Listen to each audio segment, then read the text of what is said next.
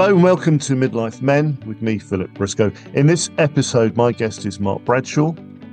Mark is a prominent voice highlighting the destructive impact of online gambling. From his own experience, he knows only too well what can happen when an addictive personality combines with a gambling addiction. So Mark, welcome. Thank you for joining us. And so perhaps you want to start off by talking about how you were first exposed to gambling. How did it start? So for me personally, at a very young age, so some of my earlier childhood memories of holidays by the seaside would have been formed around going up to the little 2p slot machines, sliding machines, and then a little later on going away on scout camps, going over to France and Germany and going on the ferries and playing in the little arcades as you were going. And there's some of my earliest memories of gambling, and I actually would associate those holidays with that. So it was always something, the risk.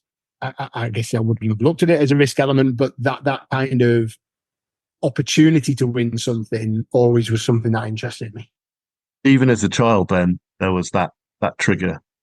And so, how did? Go on. No, and then as I started to go through my early teen years and had a love for sport and rugby, I was a rugby union player, but grew up in the rugby league heartlands and had a real passion for the rugby league. About 14, 15, would have gone down the bookies to put the handicap bets on the rugby leagues. I felt like I knew enough, have enough insight that I would go down and put the bets on it. Okay. So and how did it evolve from then? You know, as you went into, further into your adolescence and, as you went into adulthood. So the introduction to a casino. So again, that was done by a rugby club on a typical night out after a game on a Saturday. And somebody had said, "Oh, sure, we're going to go to the casino afterwards. Do you want to come?" I'd have been 18, got signed in. The process back then was you had to become a member yourself. There was a 24-hour cooling off period. So you join the casino and then there'd be a cooling off part afterwards. And I went in and played roulette and played blackjack and thought, this is great. And came out that day, first ever time with some money in my pocket. So I'd won and got that dopamine hit and high from it. And then over the course of the next year, as I was playing rugby and I'd headed down south for a very short period and then was back up north at in Leigh, I was finding that I was taking myself off. I'd do train in the mornings, whatever, and then come 1-2 o'clock in the afternoon, I'd find myself going off to the big casinos by myself, and there would be hardly a soul in there, and playing roulette and playing blackjack, and then winning some money, every so often, and going off and then going to Ted Baker, which in the Leeds shopping centre that I'd just been, and buying myself a product or something, and then doing the cycle time and time again. So every day we just kind of consumed with going to the casino initially. Do you think it's because you perhaps had more addictive personality than other people that you were doing this, or do you think you just started to get suckered in anyway? Yeah, look, I think clearly however, also your personality and brain wiring and function has something to do with it for sure. I now come at this, and we'll come on to it, I'm sure, further down the line from a slightly different standpoint of view, because now so you are more likely, if you're a sports individual, so female or male, but you like that winning edge, you are more likely to participate in gambling. However, like at all addictions, if products are being made to be more addictive, then they're gonna sucker you in, and this is where I'm heading, or this is where I'm very much at now. Now what the bookmakers are doing are creating products that are highly, highly addictive, and therefore, if a bit like tobacco, people start off initially on day one by smoking a cigarette, but they're not addicted on day one, and the addiction builds up. And I guess the same applies with alcohol. I became addicted to gambling before the world of online had really accelerated. What really sent me on a very quick downward spiral was the access 24 hours a day, 7 days a week. And so how did that, as you got into your career and, you kind of had family, etc., how did that start to take effect? I know when we spoke before, you said that, it started to really take over and that you were, hiding evidence of what you've been doing. Yeah, look, I always hid it. So and that would suggest now, and assessing it would be, I always knew what I was doing wasn't right. So I always knew consuming large parts of my day by, as I say, going back to when I'm 41 now, so I'm going back to when I'm 18, between 18 and about 23, 24. You didn't bet online, so you went into a bricks and mortar bookie or you went into a casino. I was spending an inordinate amount of time, so maybe 2, 3, 4 plus up to 6, 8, 10 hours a day sometimes in the bookmakers, and then in casinos. Casinos were slightly more dangerous because the one in Leeds, for example, would have been open 24 hours a day. Bookmakers clearly have a cut-off point. So, whatever, 10 o'clock or whatever. But, I would be in there sometimes, being at 3 o'clock in the afternoon and not leaving until the very last race. And the shopkeeper was shutting the doors. And look, you'd meet people in the bookies and they'd be like-minded. So again, what you were doing is having the internal battles with yourself, going, oh, look, sure, everybody, these people are doing it as well. And I never really looked up. So I knew I had a problem with it, but I never quite knew what to do about that. And just figured, oh, look, I can have some balance and I can have some control with it. But then I'd just find that I never really had any money. Or I would have excessive amounts of money. And then, I would go and spend, and then I would be on extreme highs. Chasing all the time as well, just chasing money. And yeah, I was going to ask, you must have won enough that it kept you hungry for more. And I guess that's the nature of gambling, is that there's just enough to keep you hooked. Yeah, look, I mean, you have days, weeks, even months sometimes where you're winning and it's great, and then you're going off and you're buying nice clothes. I'm talking about before it really accelerated, but yeah, of course, and going off to the race meets, going off to York races or Beverley races or whatever.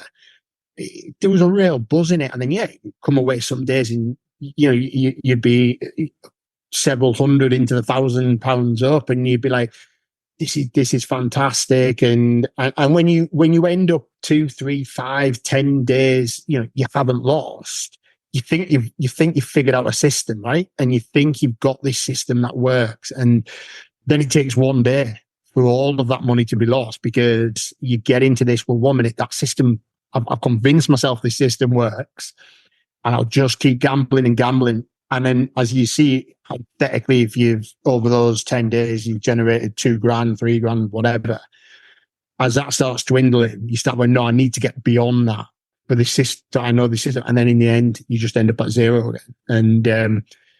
And that cycle went on for years and years. And as I say, look, I lost 2 jobs inadvertently on the back of it. So having played for my country at under 18s, at rugby, at school level. And then rugby was going to be my career, and that's all I'd ever focused on. The reality was my attention was elsewhere, so I wasn't doing the extra stuff that you needed to do. So I was never going to kick on to to the right level. That became apparent. And then a short spell in the military there. And again, that came to an end because of gambling, actually linked to drinking as well. But gambling was the factor that took me off there. And then I set up a headhunting company. And this was a bit crazy because I'd gone into recruitment and I worked for a company in Leeds actually for a short period of time, maybe 9 months. But I made a pretty significant placement with them in that time, and it was around breaking. It almost broke the company record. I'm not sure whether it quite did, but it nearly broke the company record on my first ever placement. I think it was about 65. I think it was around 65 to 70 grand invoice that the company sent out, and I got a portion of that. So 15, 20%, whatever it was, so 6, 7, 8 grand. Which was brilliant, but I figured I could do this myself pretty simply. So I set up my own recruitment or my own headhunting company, and sure enough, I'd got into retail, predominantly food retail, and the credit crunch hit, and I couldn't have been in a better sector. So when everybody else was, any other sector was really tightening up, the food sector was on an upward trajectory. And I landed the gig for at the time, one of the big 4 supermarkets. And in essence, that made me an overnight multi-millionaire, made me an overnight millionaire. And all that allowed me to do was accelerate my bets.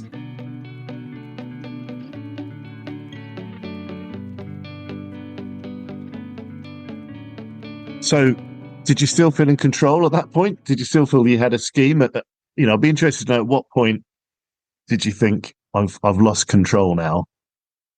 Yeah. So this was almost, I guess, a perfect storm. So I had access to vast amounts of money. And one thing I say about addictions, money's irrelevant. So if your family and the main breadwinner is earning €2,000 or £2,000 a month, and there's a family to rely on that, and the majority of that's being gambled away, that has a huge impact. And one thing I would say about gambling addiction, it wouldn't matter if you got access to £500 or 500 million.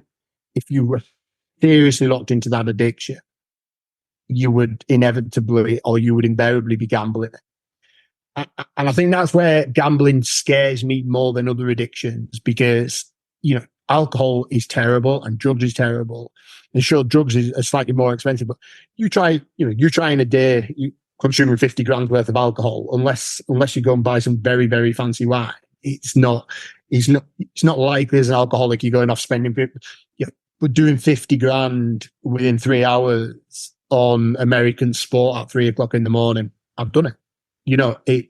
You are parted from your money very, very quickly in it. So the perfect storm came about because I'd landed this big gig at Morrison's, and as I say, that gave me access to vast amounts of cash and money. And then online gambling had really taken hold.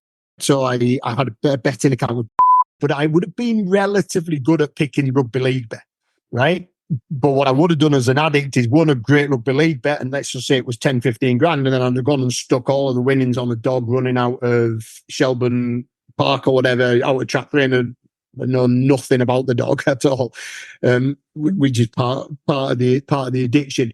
But I got shut down by because would lie and would lay off certain bets, but I was winning a lot more than, and I was staking high, so they shut me down. It's a completely different platform. So is punter to punter, as long as money's in the market, as in other punters come on, and it's a global system. So invariably, you are, whatever sport it might be, the chances are you're going to get your money matched, and just take percentages off winners, losers, and take a percentage. So they're never going to shut you down. They've got a vested interest, even if you're good at it, to keep you there. If you're poor at it, they've still got a vested interest to keep you there. And the way the platform works and how you trade is incredibly addictive. And the fact you can, with horse racing, for example, you can actually bet when the horses are running and in play, and the whole buzz and hitting these dopamine highs throughout a race is It is phenomenal. And I mean, it's scary, really, when you kind of look back on how accessible or how easy it was to do. And now I look back and I don't feel like that was me. I kind of look back and go, how on earth? When I've been writing plenty of notes for the potential of a book. Yeah, sometimes sit and have to pinch myself and go, my goodness, how, and I'll give you when I say it's a great story or a great illustration of how bad how these dopamine hits work. So there was a day back in, I'm going to say 2016. I'm pretty confident it was, but anyway, it was Cheltenham Festival, and sure enough, the bigger events you'd get excited, but I would have also been betting on a race out of Windsor maybe that night as well, where nobody really had an interest. But the big festivals, you got excited. And one thing you did know is the big festivals, all the horses are turning up to win. So, they're not trying to fudge the handicapper, and they're not.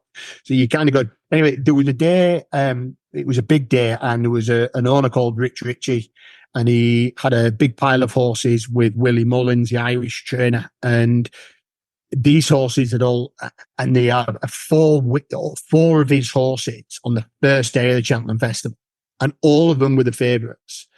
And I remember turning on the morning line all excited because it was Cheltenham, and I wasn't going to the track that day, but was going to head into the bookies to watch it and get the buzz. But obviously gone online to place my bets, and Willie Mullins Ruby Walsh, the jockey, was riding around in morning line, and he was saying, look, he said, if all three of the others let you down, this is your banker. Annie Power is your banker. Annie Power wins this for you. Believe me, this is the horse. This is the horse. And there he is riding, and you're like, brilliant. The day starts, and all three so I've got a 4-wayer on these, and I think I put about 10,000 quid on or whatever. And all three had won. So it was all down to Annie Power to win her race. And sure enough, Annie Power's coming around. And Annie Power is 30 to 40 lengths ahead of everything in the field, coming up the hill there at Cheltenham. And he's got one more hurdle to jump. She's got one more hurdle to jump in front of her. And the sun was setting, and it cast a false shadow. And Annie Power took off early and landed on top of it and fell. And so you're coming up the hill, and I was counting the money, and I it made me want to. I think it was around 50 or 60 or 70 grand or whatever I was about to make. And coming up the hill, I was in debt. I owed money, and I was like, brilliant. This is the pressure off for months.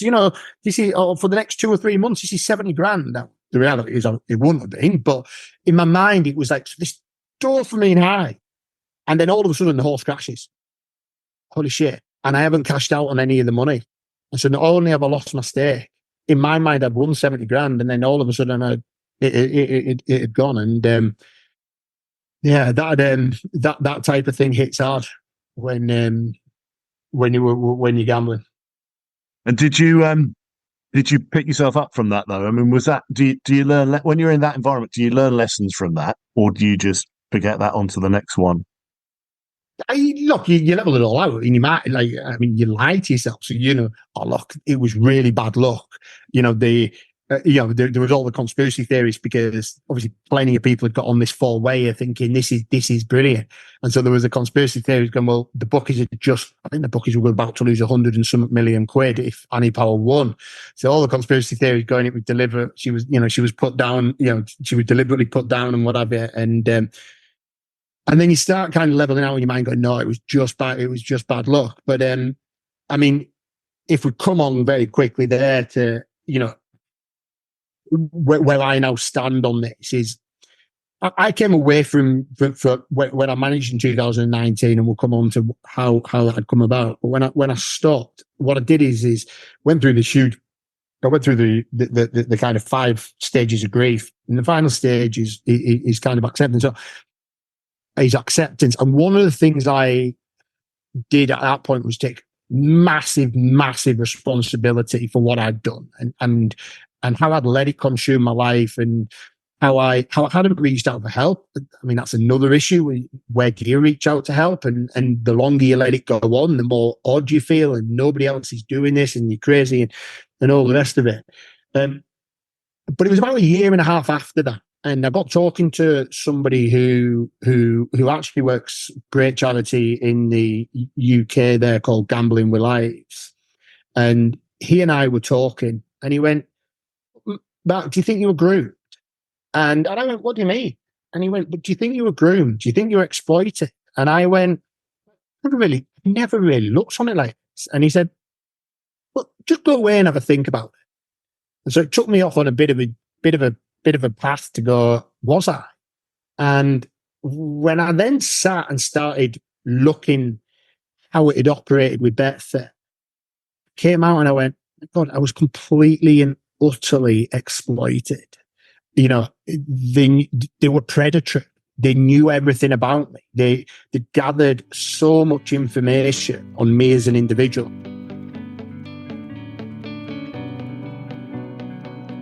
I got this confirmed by somebody who came out and was a bit of a whistleblower. And it took me back. And one of the ones that highlighted me was the Queen's Jubilee in 2012, where throughout the day, because of our mobile phones and having access to it 24 hours a day, 7 days a week, you can gamble. So me with my family there was a lovely garden party in a nice village in North Yorkshire, and we were going off to it. As I always said, look, 99% of these things, I was always there. So I was always physically present, but I was mentally detached because my mind would be on my phone. What race is off next? And trying to hide it as well. So it's running. And then sometimes I'd go and watch the video, or sometimes I'd have my earpiece in, listening to the race or whatever. But anyway, so 2012, Queen's Jubilee, that day, I'd lost around 50,000 quid. And I got to the end of that day and I figured to myself, look, geez, you've spoiled the whole day. You haven't enjoyed it. And look at everybody enjoying themselves, and everybody's now in the pub and having the time of their lives. And I would have joined in and then tried to be gregarious, which is would be in my nature and all the rest of it. But reality is I would have got drunk and then just acted up or whatever. But a lot of it was masking and covering up what I was doing.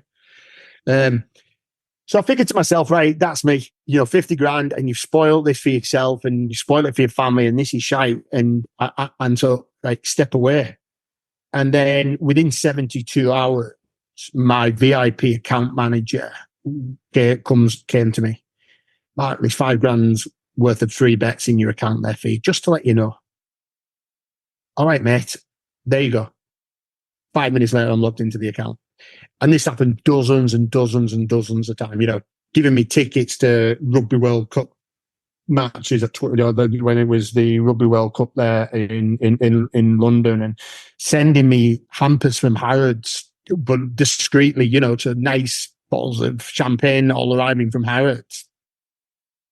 I started to really assess it, and when, God, this happened to me dozens and dozens and dozens and dozens of times. And they completely and utterly target. Every time I would have not been in my account for no longer than 72 hours, within 72 hours, they would have been on to me and given me something. Is that legal? That's legitimate, is it, as a business practice? I'm not sure across the water there. What I know there's been some clampdowns. Here in Ireland, we're just going through a gambling regulation bill, which I'm working incredibly hard at lobbying the government against the industry, who have been sent their lobbyists in within 1 year 60 times, so are fighting hard to protect their business model and protect, again, like Big Tobacco did, like the Sacklers did in America with the Oxycontin. Gambling are going, no, we've just got to protect this as long as we can, and just got to exploit, because this gets us all very wealthy. I need my 30 million quid bonus. You give a shit on, kids committing suicide, 14 times more likely to commit suicide if you've got a gambling addiction. And it's scary, Philip, how the industry operate, but it's scary that they know how they're doing it as well. And when we talk now about, so they had lots of data on me. So one of the things was, Mark, we knew your wife didn't know. We knew exactly what sports really triggered you, so we could send you free bets for it. We had a full profile on you. Let's take this into today's era. now, which is, as I say, I'm so fortunate that I'm gamble free there from 2019. You take that into today's era, right, where now they are using artificial intelligence to power their algorithms and gathering every bit of data on a customer they can. So there was something that came out on one individual, and then this became pretty obvious what they're doing. Within a short period of time, they can have 92 data points on a single customer. Well, go and find me another industry. Even I'm pretty confident big tech who were selling, obviously trying to sell to the advertisers, wouldn't quite get that. So what the big gambling operators are now are huge data harvesting companies, and they're using that data to exploit young individuals. Because one of the things, and again, this has been part of my journey in understanding all of some of the neuroscience behind it, etc. The risk reward mechanism in the brain isn't fully developed until 25 years of age. So if you are running now, you are fundamentally aware of that. So if you can go and get a sports lad, go and get a sports lad whose risk reward function part of his brain is not fully developed, he's craving dopamine highs on a regular basis, and we can give them technology that takes that off the scale. So a study that came out was they used some of the platforms that were available and some of the gambling sites that were available, and it proved that a dopamine hit on an 18-year-old brain was greater than if they took a pure line of cocaine. So they're creating technology that's highly addictive. They're using they are targeting young individuals around it. What is the harm that's being caused on these brains? Because, you look at things, are we going to have a load of brain damaged kids in the future? Nobody quite knows. So, I look and think there's obviously going to be some studies, and tragically it's going to be around, as I said, you're 14 times more likely to commit suicide if you've got a gambling addiction. And I kind of got a theory on why that is. But they're going to do brain studies there, right, on somebody in a couple of years' time, and it'll probably be America that ends up being the landmark case in the way that America operates. And they'll realize that young individual's brain was just shredded by what had been put in front of them. And it's that side of it that scares me. And what scares me is that the industry know, in the same way as the big tobacco did, we know we're getting them hooked. We know we're getting them addicted. Sure, we've got plenty of money. We can lobby the government ministers. And again, my thoughts with government ministers, independents, brilliant, who genuinely go in and win the seat. When they're linked to a party, they play party politics. I've seen that happen in front of my very eyes. And they're also incredibly self-serving. So when I say that, they go in, I believe most politicians go into politics for the right reasons. And then again, I really want to make a change. I want to make good. And then they get in there. And then it's all about the next election. And it's all about them making sure they don't lose that office and they don't lose that seat. So what can I do? And how does this work? I'm sure the big gambling companies then start throwing money at them and use their power in the might, as I said, as tobacco did and alcohol have done in the past. Well, just be a little more relaxed with that and be a little more relaxed with that. And look, we've got a bill going through here in Ireland at the moment. The last gambling bill was about 1956. This bill's really important and it's vitally important.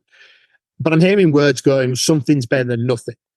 But if I can tell you now, the current bill that looks like it will pass completely leaves online gambling out of it.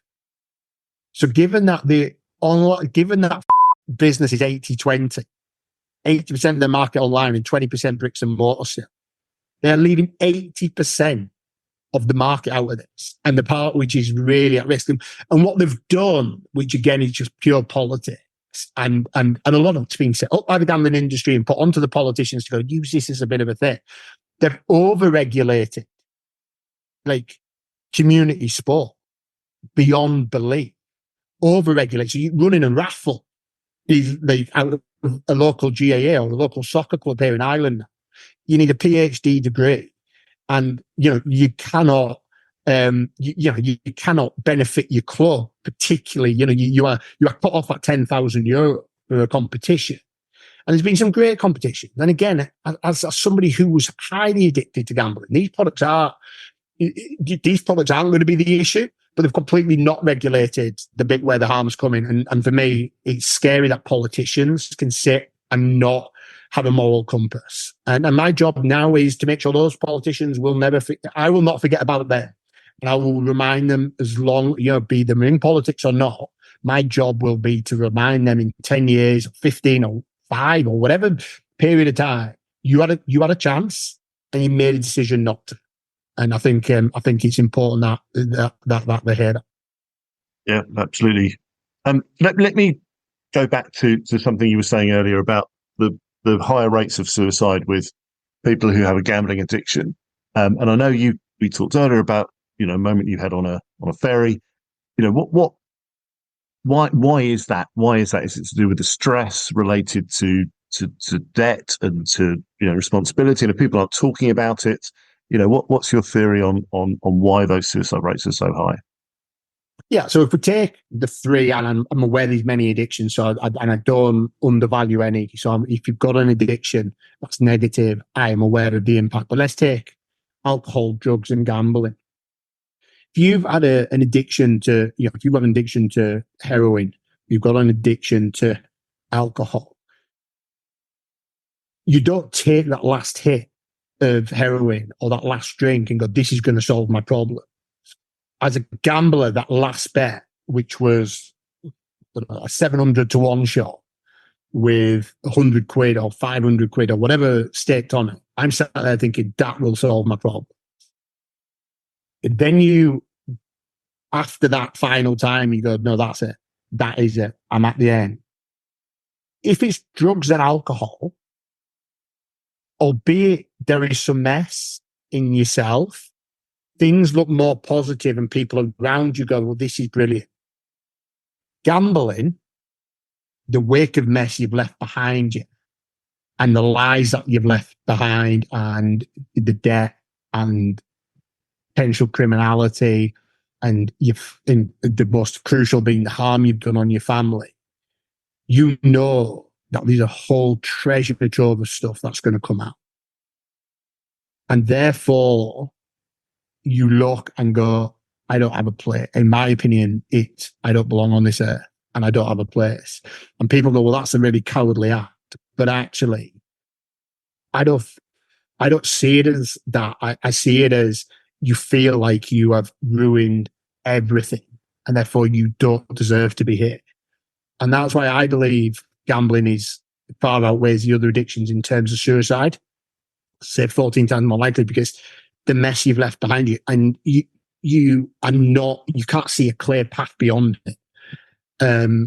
You can't see a clear path to kind of move forward. And for me, that's what makes this addiction incredibly difficult. And I'll bring it back again.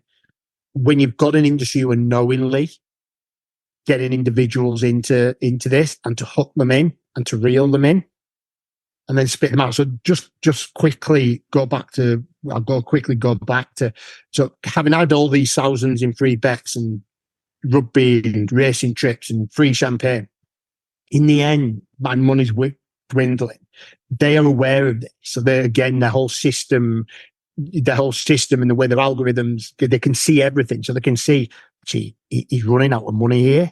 And they knew with my job, my contract had gone with the big supermarket and I was peddling around for getting other contracts. But obviously my mind wasn't focused on that because again, they can see how often I'm online. If I'm online gambling 12 hours a day, they know I'm not working. So then I become chasing them down, begging them for free bet. And in the end, Philip, I'm going from having gambled sometimes 30, 40, 50 grand in a day to begging them for paying them €15 or pound free bets. And sure enough, in the end, they just ghosted me. We've done you. We've resourced you. The bit where I realised I was groomed when I went through this recognition, not once did the welfare check me. Not once did they come to me and went, Mark, this doesn't look proportionate. Mark, we're aware you've got a contract with Morrison's and we're aware that you're earning big money. But Mark, you've lost 100,000 quid this month. that would look like, Mark, you've staked £1 million in bets, 33 grand a day in bets.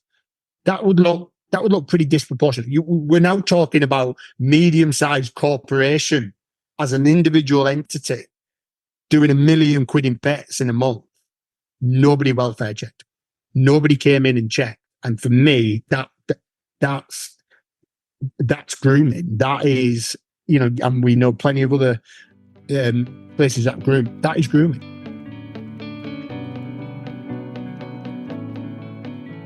So, for anyone listening to this who, what you're saying resonate, or they think, you know what, I feel like that, or they know somebody who somebody knows someone who their, brother, son, daughter, whatever, who is, gripped by gambling addiction. What advice would you give to people, either to pass on or directly?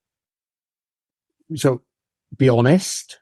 Don't be afraid to ask somebody, and give somebody the opportunity to actually be clear that they have got this addiction and that they're not alone. Because I think what this does, because it is so secretive, you're not sat in a pub now, you are doing it on your mobile phone. So you can hide, and as we know with how young people operate with social media platforms, it's all hidden. People need to know that they're not, and they are not isolated in what they are doing. Other people out there have this addiction as well. But talking to somebody, being 100% honest with yourself and being 100% honest with somebody around you is crucial. And the sooner you do it. So I'm doing some work across major sport now through the World Health Organization. And one of my remits is around major sports professional athletes. Because I said, have somebody come in and had a conversation in front of me in a group setting, only a very short, but pretty impactful. Look, this is what happened. And somebody had gone, here's my card. You reach out. So I would 100% have picked up the phone at 22, 23 years of age and rang that individual. So again, what the industry do is make this complicated. They're live again. So they sponsor companies like Gambling Care IE, completely funded by the industry. And what they try to do is make the onus completely on the individual. So it's the individual who's got the problem. It's not us as an industry. And these companies that are sent to help them, told to do that. That's part of the mandate of getting the money off them. That's harmful. So what I'm trying to lobby for here is there's an independent fund going to be made available. This fund needs to be to individuals who are completely independent. And there's a fantastic organisation here in Ireland called Extern who do lots of counselling completely independently. And I've gone, they should be getting millions into there and building a team of people who can do this. And for me, they've made this difficult. And what I'm trying to do is bring coalitions together to go, let's not do this fragmented. Let's work together, because the industry love fragmented. They love individuals like myself to be fragmented, because they know can just swat you away like a fly. And it's important that we do stand up to what's going on, because we know it's coming. So, this podcast, us talking, believe me, in 10 years' time, we'll be looking back at this going, oh my God, this is all pointed out. People know, Philip. And for me, it's scary that it's going on. And what do you say to somebody who, somebody loved one who isn't taking, they haven't admitted that they've got a problem? What do you say to them? What support can you give them? How do they help? Because they might be sitting there feeling helpless, just watching this happen.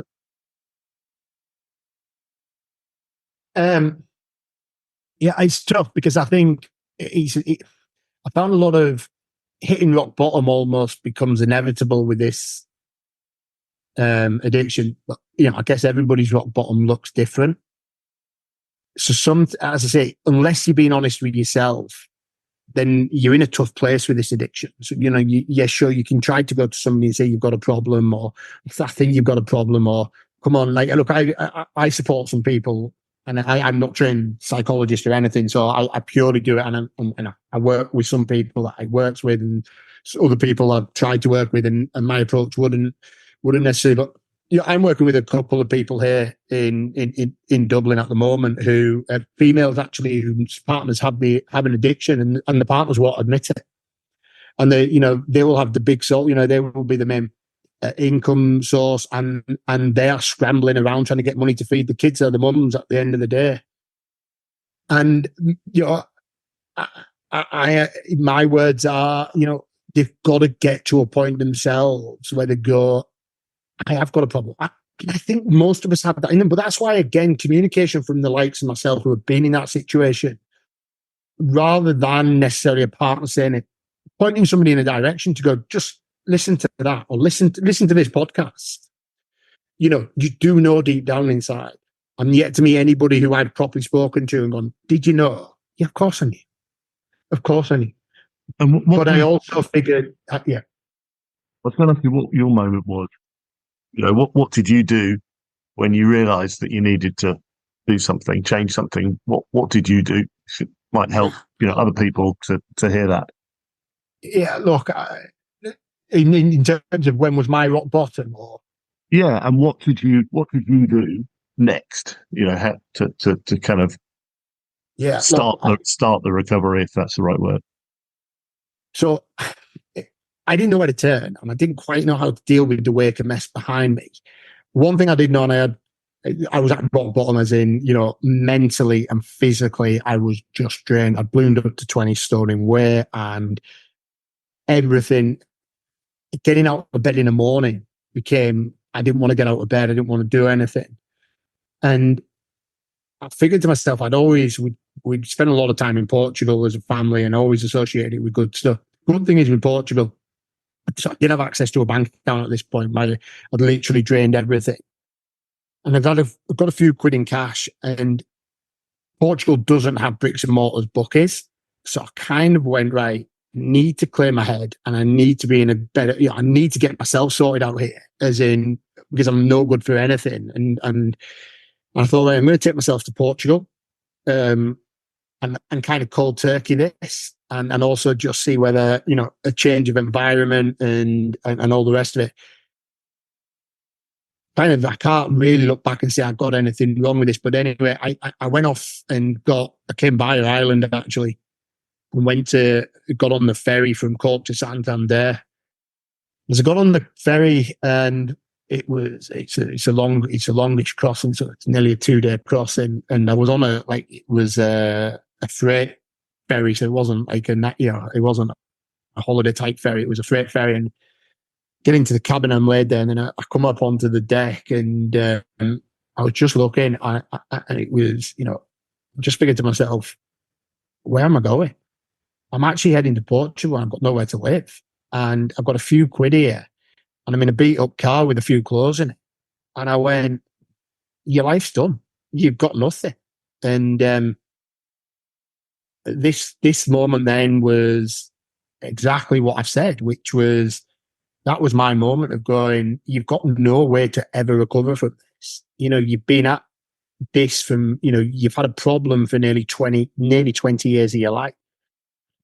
Certainly from 16 up until 30, so 20 years of my life had been consumed. And I went, I've got nothing. I've run out of it. I haven't got a person in the world I can talk to. And, I'd burned friendships and relationships and all the rest of it. And I was, the biggest part of it then was thinking about my two sons who were a little older. And I kind of went, in my mind, I went, giving them everything in some way, because I got wealthy, but I've also taken it all away from them. And the poor boys have had no say in any of it. And that made me go, you are the most selfish. I mean, you questioned everything to do with my personality at that point, because I went, who does that? Who genuinely does that? Who prioritizes that gambling, that gambling over, feeding your kids or whatever? And the reality is, my mindset was at the time of doing that was, well, sure, look, if this wins, because I have won plenty in the past, and we're going to have a better time. But I was stood on the edge, and the reality was then I did think about that situation, and I went, if I do turn my life, my boys are just going to turn around and go, yeah, he did give us everything. He took it away, but he also died a coward, in our opinion, as well, because he did that. And as I say, I don't believe that is the case for gambling addicts taking their lives. But in my mind, I went, and that's when I started asking myself questions. So I got a rally of abuse off somebody who was like, you're just a coward, you're a coward, you're a coward, you're a coward. And trying to reaffirm it, and got a couple of very horrible messages saying, do yourself. And I started looking at myself again really seriously at that point. I went, am I a coward? I've been into some pretty tricky situations in the past, and I've got my head knocked off plenty of times on a rugby field. And am I a coward? And I guess, I'm not always just saying it's a physical thing, but I kind of looked and went, am I a coward? I went, not a coward. I've just lacked significant amount of courage over things that I could have potentially could have dealt with had I been honest with myself and had the ability to go and talk to somebody. And that's where the courage thing came from, and that kind of got reaffirmed by some of the people I spoke to. And I went, I just didn't have the courage. I didn't have the courage to talk and go and have a conversation with somebody. And that's what I implore anybody who's got this debilitating, horrific, horrendous addiction to do. If you do know, and the sooner you know inside, go and talk to somebody. Go and have that conversation. And that was my moment. That was my moment, and I knew it wasn't going to be easy there on. So it wasn't like this kind of came out and miraculous and all the rest of it brilliant. Now we're on. Quite the opposite. And then I went through a very tricky phase of my life, a very tricky phase of my life, and I ended up with nothing. I had nothing at one point. I was fortunate because I ended up in the sun, so I could sleep on sun lounges to save a few quid on having to put a roof over my head. So at least I had the sun on my back and whatever. But then there was a moment that kind of then struck in this, which felt like I had an opportunity to rebuild from nothing. I almost felt like you actually have nothing. And in some ways, it felt like a bit of a relief as well. So I kind of felt like this is my opportunity now to start rebuilding my life. And and that's what I did. But again, that journey it wasn't easy. Maybe 2.5, 3 months after starting that process, I met somebody who actually come out on holiday to the place, who was from Ireland, and we got talking, and it was pretty transparent about what I'd been through and how things were looking. And this person saw something in me, I guess, and said, look, I want to spend time with you. And we built our relationship on that. But it was the first person I've ever had in my entire life who been 100% honest with. And the relief of that has been phenomenal. And then we've been very fortunate that then in 2020, we found out we were having a baby and had a little girl come along. And, I don't diminish my responsibility to my boy. And I feel like I've let my boys down tremendously. But also then with Isla, it's almost been like I knew I was a terrible role model. I knew my actions and what I was doing were incredibly poor. And how could I have ever educated my kids correctly if I wasn't living by those values and rules myself? And one thing with Isla there has been that, I've got to live the life. I've got to live every single day. And sure, I'm going to be trolled, and there's going to be people who are going to try to come after me, negatively, and people who are going to slam me down and throw things up from my past. I don't care. I don't care in that respect, because I know every day if I am honest and I get out of bed in the morning with purpose and I'm helping people along the way, I can go to bed on a night, genuinely put my head on the pillow, and I'm sleeping. I sleep now better than I've ever slept in my entire life, because I know all my actions are honest. And sure, I've got a past, and I regret massive amounts of it, but I also can't undo that. I can't go back and I can't go back and relive it. And so that's done. And somebody had said to me, well, how do you deal with that, Mark? Because that must be, how do you deal with that side of it? And I said, well, here it is. I said, if you go and apologize with absolute sincerity once, but you mean it and then you live your actions follow that up, you can't do it anymore. Not everybody's going to forgive you. And I get that. There's people who've done things against me who I don't forgive necessarily. Something happened the other day where, I was incredibly trolled and found out it was somebody who knew me. And I've lived in my life for the last 4 years. And that was incredibly hard.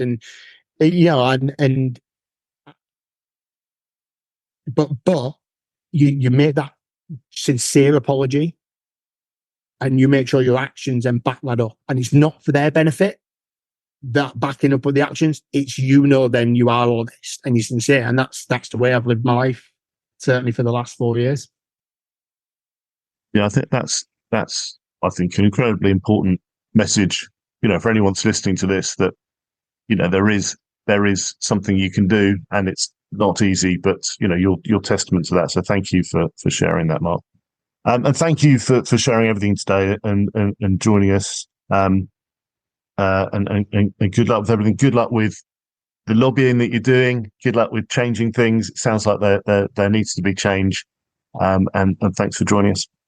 No, look, thank you, Philip. And as I say, look, I've built a nice coalition. I've been fortunate that some incredibly powerful from the world, the Director General of the World Health Organization who reached out to me and got me involved with them, and the Kennedys and the Kennedy family in America, specifically Patrick Kennedy, and even the Vatican and the Pope has done a video around this. This is a subject in the Vatican that for 10 years they've been studying, and he's put his weight behind me and go and be the public voice of it. I am very blessed. And some great politicians. Now, there's some not great politicians, but I've got some great politicians, specifically here in Ireland, who have got behind me as well. So, look, I'm very blessed. But part of that is I believe it's because everything I do now is transparent and honest, and I'm doing it. I'm doing it for purpose, and I've got great faith. So, God has sent me on a path, and all I ask is that He gives me the strength to get through each challenge. Good. Thank you. Good luck. Thank you, Mark. Thank you for listening to the Midlife Men podcast with me, Philip Briscoe. If you or someone you know is struggling with gambling addiction, Mark mentioned a couple of organisations in the UK and Ireland. There's Gambling with Lives, which is www.gamblingwithlives.org, and Extern, so www.extern.org, and look for the Problem Gambling page. In the US, you can visit the National Problem Gambling website, www.ncpgambling.org, or call the National Problem Gambling Helpline, which is 1-800-GAMBLER. If you have a story to tell and you think your experience could help others, then please get in contact with me, either via the website, mid-lifemen.com, or email me at midlifemen01@gmail.com. Finally, please share the podcast if you enjoy it with people you know. And if you've enjoyed listening, then please rate or like the podcast, because it helps raise its profile and reach many more people who might benefit from the stories that are shared by my guests.